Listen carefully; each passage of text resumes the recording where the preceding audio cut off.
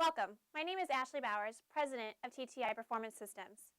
I come to you today to discuss the TTI Job Benchmarking Process. Over the next few minutes, I'll give you an overview as to what to expect as you go through the job benchmarking process with one of our value-added associates. First, let's talk about why job benchmark. TTI's unique job benchmarking process identifies the key accountabilities and really prioritizes the objectives of the position prior to taking a job assessment on the position. We don't look at top and bottom performers and try to clone your best person. We actually take an in-depth view of the position itself, and we let the job talk. If it could talk, what behaviors, motivators, skills, and acumen would it require for superior performance? It's through our unique process that we're able to identify key accountabilities that allows clarity to be brought to any organization for any position amongst any group of subject matter experts. So let's take a look at how to select subject matter experts, or SMEs.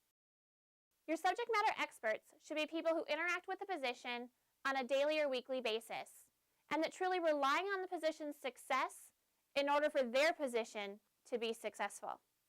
You may have people who are currently within the position who are performing it well, people who have previously performed the position and performed it well, people who manage the position, or people who rely on the position at a lateral level. These individuals will make your best subject matter experts for the position. You do not want to have people who are too far removed from the position. For example, if you have a senior manager who is twice or maybe 3 times removed from a position, they're probably not the ideal subject matter expert. However, they might want to sit in this session as an observer. In addition to a senior level person being an observer, you may want to have some human resource professionals or other hiring managers within the organization observe the process. This will be key in making sure the implementation of the benchmark goes well within the organization.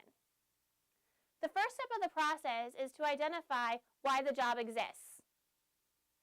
Why does this position exist within this organization? What would happen if this position did not exist within the organization? This is truly just a brainstorming session. There's no right or wrong answers. Everything gets posted onto a whiteboard or a computer screen or sticky notes, depending on the facilitation process. And everyone just gets to brainstorm as, why does this job exist? Be careful to stay away from tasks and basic activities that are required by the job. This should really talk about the purpose of the position. Is it to drive revenue? Is it to satisfy customers? Is it to protect the image of the organization? And again, no right or wrong answers, simply a brainstorming session. Once you have a strong list, 20 to 30 items as to why the job exists, the next step will be to categorize these items into groupings of similar type reasons. You may put all of your communication items into one, may put all of your process items into another, your sales items into another. And you're going to categorize these items by A, B, C, D, and E. And it's important not to develop more than 5 categories, as later you're going to use this information to write the key accountabilities for the position. During the categorization of the items, you might find that certain items just don't fit. This would be the appropriate time to have a discussion if that particular item is truly a reason why the job exists, or maybe some bias is sneaking into the equation as to someone who was previously in the position, they maybe did or did not do something, and that's causing this item to kind of come up during the conversation. Make sure you keep those things at bay and make sure you're really looking at why the job exists, and so you can have someone in the position who can truly be successful.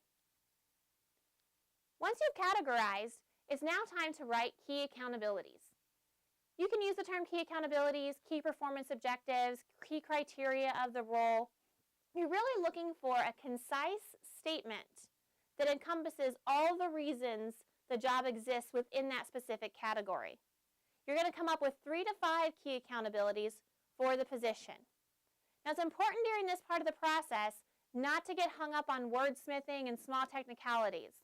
The wordsmithing and the smoothing out of the entire sentence can be done at a later date as the information is added into job descriptions and employee performance plans. At this point in the process, you're really just trying to gain clarity amongst the subject matter experts in order to take the job assessment. After you've written the key accountability statements, and you should have 3 to 5, it is now time to look at them in a priority order. You're going to rank the 3 to 5 statements from 1 to 5 as to what's most important for the job. Now, you're going to be asked to be a little bit ridiculous during this phase of the process and look at things from a standpoint of, if someone did not complete this key accountability, do they still have a job? Now, we know you're not going to go out and fire people because they didn't accomplish one key accountability. Obviously, there would be a process and a performance plan, and you would help develop them so that they're able to accomplish their job. However, it's very important to get clarity during this phase of the process to make sure that the job assessment is truly identifying the behaviors, motivators, skills, and acumen that are required for the position. Once you have all of your key accountabilities ranked from 1 to 3, 1 to 4, or 1 to 5, it's now time to look at the amount of time per week a perfect incumbent would be spending on each of these key accountabilities. Now, we're only going to look about 80% of our week. We're going to take 20%, we're going to set it aside for things that don't relate to the key accountabilities.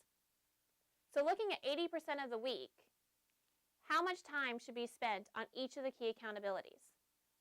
Oftentimes, we'll find that the most amount of time per week isn't actually spent on the number one key accountability.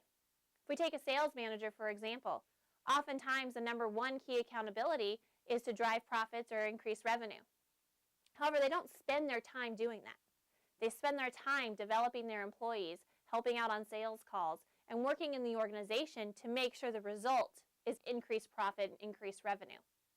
So the most amount of time would be on a lower key accountability. However, if they spend their time working with the employees and developing each of their team members, but they don't hit the goal of the increased revenue or the increased profits, that's still their number one challenge within their position.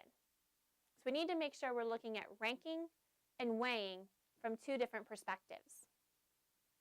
Once you've gone through the weighing process, it's now time to go and take the job assessment. This will take about 45 minutes, and you'll go to an online system to take an assessment on the job. It's important to remember that for your subject matter experts, this assessment is not on them. It's on the job. You're truly letting the job talk, and you're using those key accountabilities right by your side as a guidance as to how to answer the job questionnaire. Once all the subject matter experts have completed the job questionnaire, your value-added associate will come back to you with those results and be able to determine the ideal candidate for that position, start to work on development plans and some training that would be needed within the organization for the current employees. So congratulations on taking the first step to adding job benchmarking into your organization.